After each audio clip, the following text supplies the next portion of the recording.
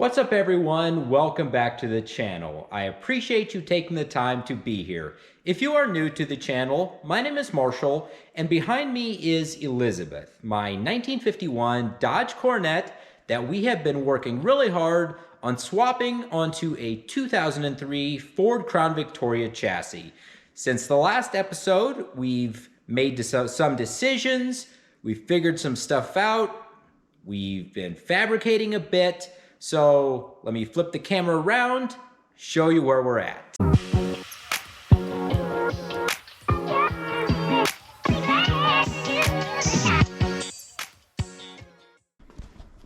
So if this is your first time seeing the car, basically what we have done, to give you a quick recap, we cut the body off the Crown Vic, we cut the floors and firewall out of the Coronet, and we have the body sitting on the chassis where we want it. Something I want to show you first. I made the decision to keep the stock Crown Vic dash for a couple reasons. Now, obviously, we don't have the nice classic look of the car anymore. But I care on this car about functionality. I want it to drive and ride and handle and work like a new car. Well, new for 03 at least. So I made the decision to keep the stock dash. In this way, we can keep the stock heater box and the vents for it, the stock steering column, stock gauges, stereo for the time being, and everything's just going to function like a Crown Vic, which is what we really want. Now, I will make this look better. It will be getting a custom steering wheel. I'll probably be updating the gauges a bit. New, nice double-din stereo. So we'll make it look better. In the meantime, I have also bought some seats. I'm not going to show you those just yet. But I think they're really looking cool. I think it's going to make a nice upgrade to the car.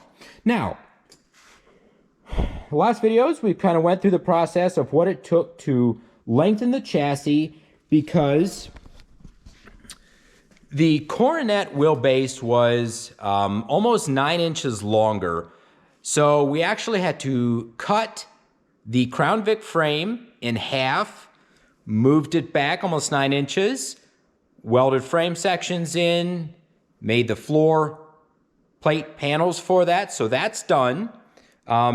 So what I've currently decided to work on next is we replaced the outer rocker panels on both sides. The original ones were very rough shape, very rusted out. So we got the new ones welded in, so those are looking very nice. So we lowered the Coronet body down over the Crown Vic chassis. That way the car sits nice and low. It gives a better seating position. So, but now what we have to do is make some panels that connect the floor of the Crown Vic down to the inside, the bottom of the outer rockers. So I have cut out a metal piece here. It's 18 gauge steel. We've trimmed, I'll show you here, the top corners to fit the floor along there. So I am going to set you down on the tripod here, and I'm going to put this thing in place, show you what I mean.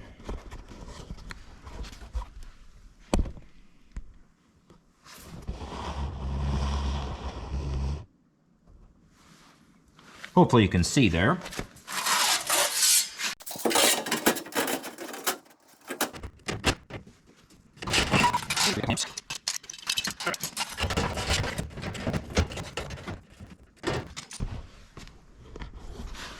All right, so here you can see where we'll have to do a little bit of adjusting here and there, but it follows the floor line. So we are going to tack it along the top.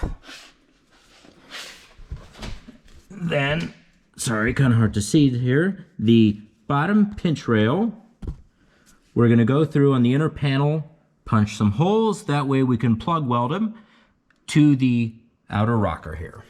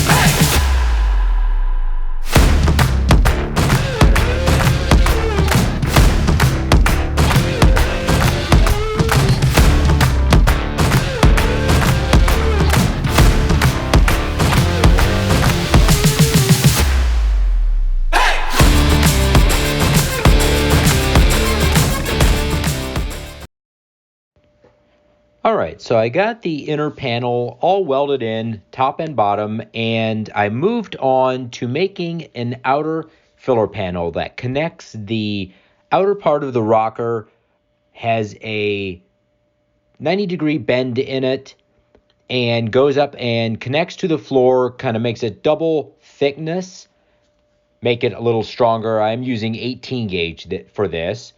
So kind of the same thing that I've shown before as far as cutting the panel, marking it out, and getting it ready for the bead rolling.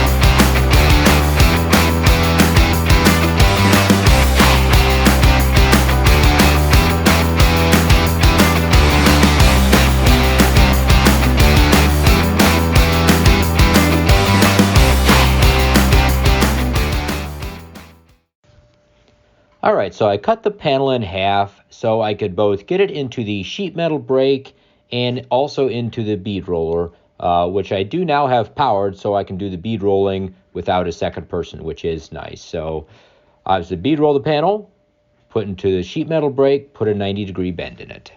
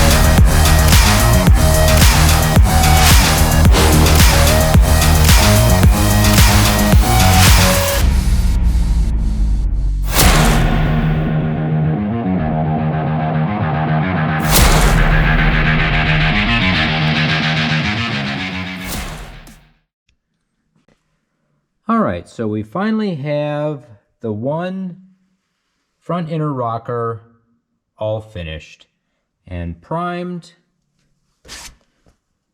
We plug welded it all along there. And we welded these two pieces right together along here. Some work, about can't tell it was ever two pieces. So this is done. I am moving on to the back side. Basically the same process, and I won't bore you guys with all of the process again. It's a rather tedious one. So yeah, we're doing the inner rocker here. For here, sorry, it's kind of hard to see, but the frame sticks out a little bit. So we'll have to have a little bulge in the inner rocker. So I folded over this slip here. See if I can get a light on that. There we go. Folded a lip there. That way that can kind of push in and meet up with the floor there. And we'll kind of make a little transition here. We'll kind of fold this edge over yet.